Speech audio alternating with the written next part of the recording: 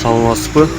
Биздин YouTube каналын көрүүчүлөр, биз Советский чүй кесилишинде турабыз, остановкада.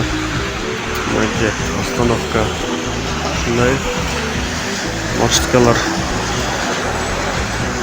каалагандай келип токтоп, арты остановканын башында таксилер турат. Маршрутка элдерге ыңгайлуу болуп токтобойт.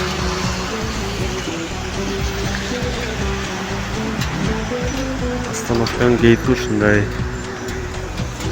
Өзгөчө.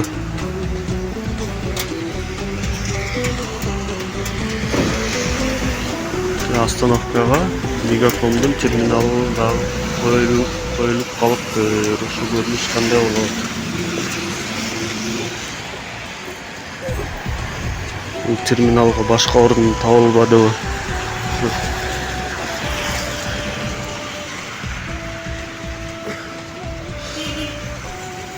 Биздин центрдин кейпи ушундай.